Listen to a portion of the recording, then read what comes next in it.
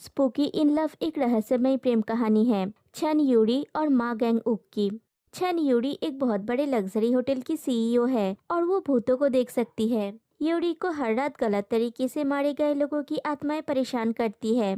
दूसरी तरफ मा गैंग उक एक पैशनेट प्रोसिक्यूटर है जो अनसुलझे हत्या के मामलों को सुलझाने के लिए दिन रात प्रयास करता है और वो भूतों से भी डरता है। और आखिर में उसे एक ऐसी लड़की से प्यार हो जाता है जो भूतों को देख सकती है।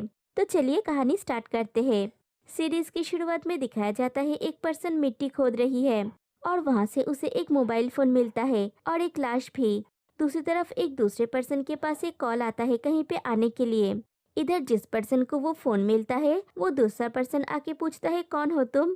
जो पर्सन आके ये पूछता है वो है प्रोसिक्यूटर मा गैंग ओक और जिसे फोन मिला है वो है छैन यूरी जो खुद के चेहरे को छिपाने की कोशिश करती है। दोनों ही एक दूसरे को गुनहगार समझते हैं और दोनों मरने वाले की फोन के लिए लड़ने लगते हैं। दोनों में हाथापाई हो रही होती है तभी वहाँ पे पुलिस आ जाते हैं और सोचते हैं वो लोग वहाँ पे रंगरलियां मना रहे हैं और दोनों ही साथ में कहते हैं कि वो लोग ऐसा कुछ नहीं कर रहे हैं। फिर पूछताछ के बाद पुलिस यूरी को छोड़ देते हैं। लेकिन गैंग उक आके उससे पूछता है यूरी इतने रात को यहाँ पे क्यों आई थी और उसे कैसे पता चला कि यहाँ पे लाश थी। तभी उसे कोई बुलाता है और जैसे ही वो अपना सर घुमाता है यूरी वहां से गायब हो जाती है। यूरी दूर खड़ा होकर किसी से बात कर रही होती है। वो कोई इंसान नहीं बल्कि उस इंसान का भूत है जिसकी लाश वहां पे मिली है। यूरी उसे दिलासा देती है कि अब गुनहगार को सजा मिल जाएगी और वो आशा करता है कि अगले जन्म में उसे एक अच्छा साथी मिल जाएगा और पूछती है क्या सच में अगला जन्म होता भी है। उसे लगता है कि उसकी ये जिंदगी एकदम बेकार है और तभी वो देखता है वो आत्मा वहां से जा चुका होता है। फ्लैशबैक में दिखाया जाता है 6 साल पहले एक लड़का जिसका नाम कैंग मिन हुआंग है उसे प्रपोज करता है। यूरी कहती है अगर मिन हुआंग सच में उससे रिश्ता जोड़ेगा तो उसे पूरी जिंदगी खौफ और दहशत में जीना पड़ेगा। मिन हुआंग कहता है वो ये सब कुछ जानता है और उसे कुछ नहीं होगा। यूरी हेजिटेट करती है और आखिर में वो अपना हाथ देती है और मिन हुआंग उसकी उंगली में अंगूठी पहना देता है। पूरे देश में योरी की सगाई की चर्चा होती है। योरी रेडी होके बैठा हुआ होता है तभी बारिश आ जाती है। योरी घबरा रही होती है तभी मीनहुआंग पहुंचता है। दोनों बाहर जाने वाले होते हैं तभी मीनहुआंग देखता है वो रिंग लाना भूल गया। मीनहुआंग कहता है रिंग कार में रह गई है और वो अभी लेके आता है। वो जब लिफ्ट में होता है तभी अचानक लिफ्ट की लाइट बंद हो जाती है। फिर कुछ देर बाद लाइट जलती है और लिफ्ट का डोर ओपन होता है तो वो देखता है लिफ्ट समुंदर के बीच में है। वो डर के लिफ्ट का डोर बंद कर देता है लेकिन लिफ्ट में पानी भरना शुरू हो जाता है। पानी ऊपर तक आ जाता है और पानी के नीचे से कोई उसका पैर खींच के उसे डुबाने की कोशिश करता है।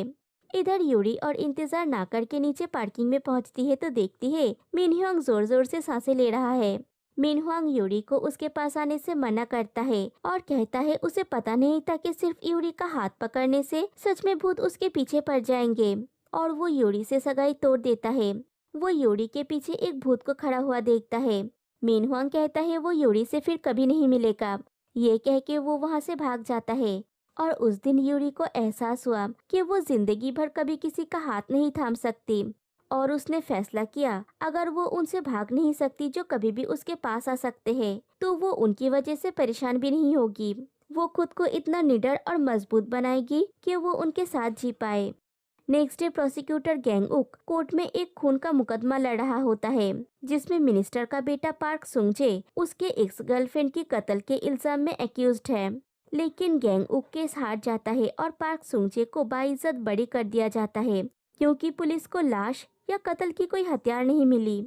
अदालत से निकलने के बाद पार्क सुंगजे गैंग उक का मजाक उड़ाते हुए पूछता है केस हारने के बाद उसे कैसा लग रहा है। गैंग उक कहता है वो आगे अपील करेगा। सुंगजे कहता है बिना लाश के कत्ल साबित नहीं हो सकता तो गैंग उक बेवकूफ़ी ना करे और उसे ठोस सबूत लाने के लिए कहता है। गैंग उक कहता है सबूत बहुत जल्द मिल जाएगा। लेकिन गैंग उक का सीनियर उसे फिर से अपील करने से मना करता है क्योंकि सोंगजे का पिता एक मिनिस्टर और आने वाले इलेक्शन में प्रेसिडेंट का उम्मीदवार है इसलिए उनके ऊपर प्रेशर आ रहा है। लेकिन गैंग उक उनकी बात नहीं मानता और अपने फैसले पे अड़ा रहता है। सीनियर के केबिन से निकलने के बाद उसे अपने ग्रैंडमा का कॉल आता है। वो उसे एक मंदिर में बुलाती है और ठीक से प्रार्थना करने के लिए कहती है। लेकिन गैंग उक को पता नहीं होता है कि उसे किस चीज़ के लिए प्रार्थना करना है उसकी ग्रैंडमा उसे ब्लैक मंकी ईयर में पैदा हुई किसी भी लड़की से रिश्ता जोड़ने के लिए मना करती है। लेकिन गैंगउक कहता है ब्लैक मंकी हो या व्हाइट मंकी, उसके पास टाइम नहीं है किसी के साथ रिश्ता बनाने की। फिर दिखाया जाता है तेज बारिश में दो लोग एक टैक्सी में चढ़ते हैं और चढ़ने के बाद ही ड्राइवर के गर्दन पे चाकू पकड़ते हैं। दूसरी तरफ गैंगउक के दो कोवर्कर्स ड्रिंक के लिए बाहर जाते हैं। वो लोग गैंगउक को भी जाने के लिए कहते हैं लेकिन गैंगउक मना कर देता है। वो लोग जाने से पहले गैंगउक के साथ मजाक करते हैं कि बाथरूम का बल्ब खराब है और आखिरी बाथरूम में जाने से मना करते हैं क्योंकि बारिश के समय वहाँ पे भूत दिखाई देते हैं। गैंगउक तभी के लिए उनकी बातों को नजरअंदाज कर देता है, लेकिन बाद में जब वो बाथरूम में जाता है तब देखता है सच में लाइट नहीं जल रही है और उसे महसूस होता है कि वहाँ पे शायद सच में कोई है। उसे डर लगने लगता है और उन लोगों की बातें याद आती है। फिर भी वो साहस जुटाकर आखिरी बाथरूम में चेक करने जाता है और वहाँ पे वो सच में एक भूत देख के डर के वहाँ से भाग जाता है। लेकिन वो कोई भूत नहीं था बल्कि एक पोछा था। फिर यूरी को दिखाया जाता है। वो एक बहुत बड़े आलीशान होटल की सीईओ है। जब वो होटल पहुंचती है सारे सबऑर्डिनेट्स उसे फॉलो करते हैं। बात करते करते वो सब लोग उसके पास आ जाते हैं तो वो सबको पीछे हटने के लिए कहती है। तभी एक छोटी बच्ची आके उसके सामने गिर जाती है और रोने लगती है। यूरी उसे उठाने जाती है लेकिन वो रुक जाती है क्योंकि उसे पता है कि अगर वो किसी को टच करेगी तो उसके आसपास जो आत्माएं हैं वो उस पर्सन का जीना हराम कर देंगे। उस बच्ची की माँ आके उसे ले जाती है। तभी एक स्टाफ आके कहती है चेयरवुमैन ने यूरी को बुलाया है। यूरी उनसे मिलने जाती है। वहाँ पे चेयरवुमैन मतलब यूरी की ग्रैंडमा के साथ उसकी कजन्स और उनकी मॉम होती है। उसके कजन हारी की शादी की बात करने के लिए यूरी को बुलाया गया है। हारी सुंगजे से शादी करना चाहती है जिसपे अपने गर्लफ्रेंड की हत्या का चार्ज लगा है, लेकिन अभी वो बाइज्जत बड़ी हो गया है। चेयरवुमैन बेक यूरी से पूछती है कि उसकी क्या राय है। यूरी कहती है उसके राय से कोई फर्क नहीं पड़ता, शादी तो हारी को करनी है। फिर कहती है बिजनेस के नजरिए से इनकी शादी करानी चाहिए, लेकिन एक बड़ी बहन के रूप में उसकी राय ये है कि दूसरों की दम पे जीने वाले इंसान से हारी को दूर रहना चाहिए। उसके डैड के बिना उसकी कोई खूबी नहीं है। और पार्क सुंगजे ने हारी से रिश्ता जोड़ने के लिए जैंग युनजो को छोड़ दिया। कल अगर सुंगजे को हारी से ज्यादा खूबसूरत और ज्यादा दौलतमंद लड़की मिल जाएगी तो वो उसे भी छोड़ देगा, लेकिन हारी उसकी बात से नाराज हो जाती है। फिर चेयरवुमैन बेक होटल की सेल्स रिपोर्ट देखती है। वो देखती है होटल की बाकी हिस्से से अच्छी खासी इनकम हो रही है, लेकिन शिएना हॉल से कोई इनकम नहीं हो रही है। ये वही हॉल है जहाँ पे यूरी और मिनहुआंग की सगाई होने वाली थी। उसकी सगाई टूटने के बाद वो जगह मनहूस हो गई है और वहाँ पे कोई भी शादी करना नहीं चाहता। चेयरवुमैन सिएना हॉल को तोड़ के वहाँ पे गैलरी बनाना चाहती है, लेकिन यूरी कहती है उसे ये मंजूर नहीं है। उसकी डैड ने इस होटल को बनाया था, इससे उसकी पेरेंट्स की यादें जुड़ी हुई है, इसलिए वो नहीं चाहता कि इसे तोड़ दिया जाए। इसलिए जब चेयरवुमैन उसे उन लोगों के साथ डिनर करने के लिए कहती है वो मना कर देती है। इसके बाद यूरी जिम जाके अकेले एक्सरसाइज करती है। फिर वो घर जाती है, अकेले खाना खाती है, खुद के साथ समय बिताती है और अपने टेंट में जाके सो जाती है। दूसरी तरफ गैंगउक अपने कलीग के साथ ड्रिंक कर रहा होता है। वो टीवी में देखता है सुंगजे ने गोल्फ खेलना स्टार्ट कर दिया है। एक मुजरिम को खुलेआम घूमता हुआ देख के वो गुस्सा हो जाता है। इधर जब यूरी सो रहा था एक आत्मा यूरी के घर में घुस आता है और यूरी को डराने लगता है, लेकिन उसको अब भूतों से डर नहीं लगता तो वो उसे परेशान करने से मना करती है और फिर कहती है वो जाएगी उसके साथ।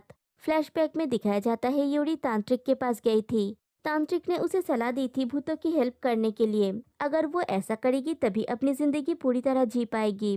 कहानी प्रिजन में आती है और यूरी उस भूत के साथ निकल पड़ती है। दूसरी तरफ गैंगउक के कलीग ज्यादा शराब पी लेते हैं तो गैंगउक उन्हें टैक्सी में चढ़ा देता है। फिर वो एक कन्वीनियंस स्टोर में जाता है। वहाँ पे वो एक पर्सन को देखता है जिसके कपड़े और जूते में धूल मिट्टी लगा हुआ था। उसे शक होता है। तभी यूरी भी उन लोगों के कार के पीछे आके रुकती है। यूरी कार से निकल के पब्लिक बूथ में जाती है पुलिस को कॉल करने के लिए। तभी वो गुंडों की कार गलती से यूरी के कार को धक्का दे देता है। फिर वो लोग भागने जाते हैं तो एक लड़की सामने आ जाती है। गैंगउक उस लड़की को बचा लेता है और वो लोग कार लेके भाग जाते हैं। यूरी उस कार का पीछा करने जाती है तो गैंगउक भी उस कार में आके बैठ जाता है और उन लोगों का पीछा करने के लिए कहता है। वो दोनों एक दूसरे को पहचान जाते हैं। गैंगउक कहता है उसे उन लोगों पे शक है, लेकिन उसने शराब पिया है इसलिए वो गाड़ी नहीं चला सकता। फिर वो यूरी को अपना आई कार्ड दिखाता है कि वो कोई गुंडा बदमाश नहीं है बल्कि एक प्रोसिक्यूटर है और जल्दी से पीछा करने के लिए कहता है। यूरी पीछे किसी को दिखा के कहती है कि इसने कहा है कि वो लोग सामने की रेड लाइट पे रुक गए हैं। गैंग उक देखता है पीछे कोई नहीं है। यूरी कार स्टार्ट करती है और गैंग उक देखता है सच में वो कार सामने की क्रॉसिंग पे रुका हुआ है। जब वो दोनों गुंडे देखते हैं यूरी की कार उनके कार का पीछा कर रहा है, वो लोग भागने लगते हैं। यूरी भी गाड़ी भगाती है। यूरी तो उस भूत के साथ बात कर रही होती है, लेकिन गैंग उक को समझ में नहीं आता कि वो किससे बात कर रही है। यूरी अपनी कार ऐसे भगाती है कि गैंग उक को लगता है वो अभी स्वर्ग पहुंच जाएगा। तभी वो अचानक एक ब्लैक मंकी वाली टॉय देखता है और उसे अपनी ग्रैंडमा की बात याद आ जाती है, जिन्होंने उसे ब्लैक मंकी यार्ड में पैदा हुई लड़की से दूर रहने के लिए कही थी। फिर यूरी अपनी कार उस कार के सामने ले जाके खड़ी कर देती है। गैंग उक यूरी को कार को अंदर से लॉक कर देने के लिए कहता है और खुद जाके गुंडों से लड़ने लगता है। तभी एक गुंडा उसे पीछे से वार करने जाता है, तो यूरी आके एक बैट से उसके सर पे मारती है और गैंग उक को बचा लेती है। गैंग उक उठने के लिए उसका हाथ मांगता है, लेकिन यूरी किसी को छू नहीं सकता, तो वो बैट की मदद से गैंग उक को उठने में मदद करती है। गैंग उक उठता है और दोनों एकदम पास आ जाते हैं, तो यूरी गैंग उक को हटा देती है और उस कार की डिक्की की तरफ इशारा करती है। गैंग उक जाके डिक्की ओपन करता है तो देखता है वहाँ पे एक लाश है। ये वही टैक्सी ड्राइवर की लाश होती है। उन गुंडों ने उस ड्राइवर से एटीएम से पैसे निकलवाए और उसे लूटने के बाद उसे मार डाला और उस टैक्सी ड्राइवर ने यूरी का हेल्प मांगा था। थोड़ी देर में पुलिस आके लाश को रेस्क्यू करता है और उन गुंडों को अरेस्ट करते हैं और यूरी की हेल्प की वजह से आत्मा को मुक्ति मिल जाती है। यूरी घर जाके अकेले शराब पी रही होती है और गैंग उक अपने घर जाने के बाद भी सोचता है कि वो लड़की आखिर कौन थी। वो जहाँ भी जाता है वो लड़की भूत की तरह उसके पीछे पीछे आ जाती है। नेक्स्ट डे मॉर्निंग वो जॉगिंग के लिए जाता है और वो हर पर्सन में यूरी को ही देखता है और तभी वो नींद से जाग जाता है। ये एक बुरा सपना था। अगले दिन जब वो ऑफिस पहुंचता है, उसका कोवर्कर पूछता है उसे कैसे उस टैक्सी ड्राइवर की लाश मिली। गैंग उक को पिछली रात की बातें याद आती है और वो कहता है जैसे भी हो मुजरिम पकड़े तो गए ना, और पूछता है माउंट हेमंग के पास जो लाश मिली थी उसके आसपास कोई फुटेज मिली है क्या। वो लोग फुटेज चेक करते हैं जिसने पुलिस को कॉल करके खबर दी थी। उन लोगों की नजर उसकी जूतों पे पड़ता है।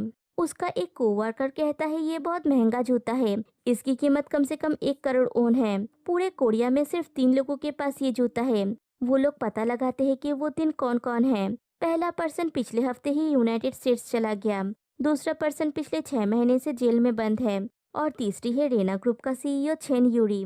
लेकिन उसे लोगों से मिलना या मीडिया के सामने आना बिल्कुल भी पसंद नहीं है, इसलिए अगर गैंग उक बिना वारंट के वहाँ पे गया तो मिलना तो दूर यूरी की शक्ल भी नहीं देख पाएगा।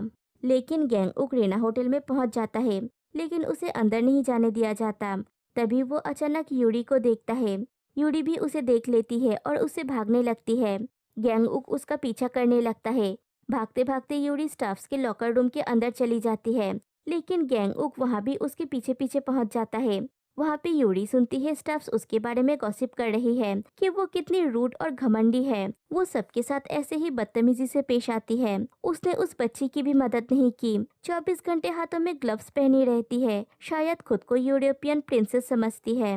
और तभी वो लोग यूरी को देख के चौंक जाती है, जैसे भूत देख लिया हो।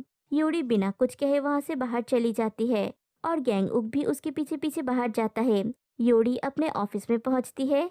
गैंग उक भी पीछा करते करते ऑफिस के सामने पहुंच जाता है। दोनों डोर के 2 साइड पे होते हैं। गैंग उक डोर ओपन करता है, तभी यूरी अपना बैलेंस खो के गिरने वाली होती है और गैंग उक उसका हाथ पकड़ लेता है और यहीं पे एपिसोड 1 एंड हो जाती है। तो गाइस आज के लिए बस इतना ही, फिर मिलते हैं नेक्स्ट वीडियो में, तब तक के लिए बाय बाय।